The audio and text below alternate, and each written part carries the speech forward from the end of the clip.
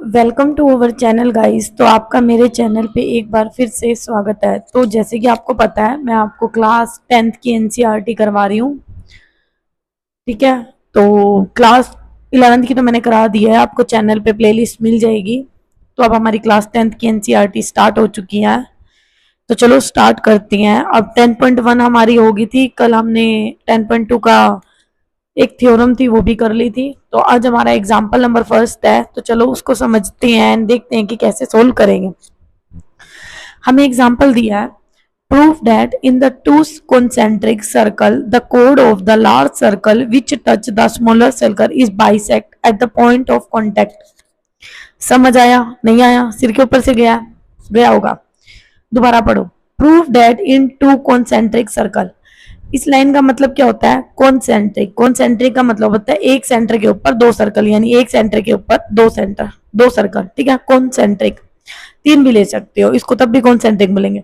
The code of the large circle, ये code क्या होती है? कोड होती है जैसे ये सर्कल है, इसके ऊपर जो सेंटर से पास नहीं होती, मैंने इंट्रोडक्शन में ऑलरेडी बताया था। और जो सेंटर से पास होती है उसको क्या बोलते हैं? कमेंट करके आप बताओगे। तो यहाँ पे जो ये है ए बी, इसको क्या बोलेंगे? कोड। छोटे की भी बना सकते हो, बड़े की भी, बट इसने कहा है लार्जर सर्कल, यानी बड़े वाले की। विच टच द स्मॉलर सर्कल, ये वो कह रहा है कि वो टच कर रही है स्मॉलर सर्कल को एट पॉइंट पी पे। और ये बताना है कि ये बाइसेक्ट करते हैं, यानी कि smaller circle is bisect at the point of contact. ये पॉइंट ऑफ कॉन्टैक्ट है इसका स्मॉलर सर्कल, यानी AP is equal to BP. हमें ये बताना है। बाइसेक्ट का मतलब होता है किसी भी दो एंगल को दो इक्वल भागों में बांटना, यानी समद्विभाजित करना। इसको हिंदी में ये भी बोलते हैं प्रॉपर वे में अगर बताऊं तो। इस थ्योरम को प्रूव करने के लिए आपको सबसे पहले एक बात पता होनी चाहिए, क्या?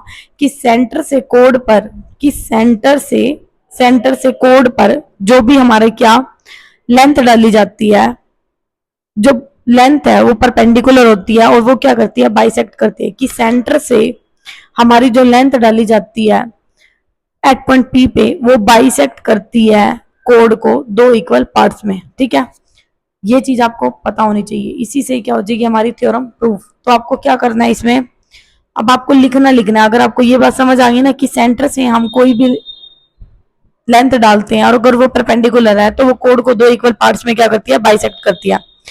आपको लेना है लेट ओ इज सेंटर। अब लिखना है क्योंकि बोर्ड एग्जाम में आपके मेन लिखने के ऊपर आता है, तो आपको थोड़ा सा पता भी होना चाहिए। नहीं तो अगर आप और एग्जाम दे रहे हो, लाइक टीचिंग में हो और बड़े बड़े स्कूलों में एग्जाम देते हो, तो वहां पे सब्जेक्टिव पेपर पूछा जाता है एंड वहां पे ये रिटर्न में आता है ऐसे ऐसे क्वेश्चन। ठीक है, तो क्या करना है? ओ हमारा सेंटर है सर्कल C1 C2 पे। ठीक है, ए बी क्या होगी? कोड। किसकी ले ली हमने? C1 बड़े वाले की। किस पॉइंट पे? पी पे। अब हमें पता है कि हमने ओपी को क्या कर दिया? ज्वाइन कर दिया। अब ओपी को ज्वाइन कर दिया किस पे? एबी पे। जो एपी है, ओपी है, वो क्या कर रहा है? परपेंडिकुलर कर रहा है। OP is perpendicular. ठीक है, इन ऑन द कोड AB. We know that the कोड from the centre is perpendicular and bisect क्या करता है? Equal part. जो ये कोड है ये परपेंडिकुलर है और ये क्या कर रही है? Bisect two equal part. So भी हम क्या कहेंगे? Hence AP is equal to BP. तो होप सो गाइज आपको यहाँ तक ये वाला एग्जाम्पल अच्छे से समझ आया। ये मैं क्यों धीरे धीरे करवा रही हूँ, क्योंकि ये सारे मोस्ट इंपॉर्टेंट हैं आपके। ठीक है, एग्जाम में कहीं ना कहीं मतलब कंसेप्ट यूज हो रहे हैं, इसलिए मैं एक एक करवा रही हूँ ताकि आपके कंसेप्ट अच्छे से बिल्ड हो जाए। सो अभी के लिए इतना ही, मिलते हैं कल। Thank you so much guys for watching my videos.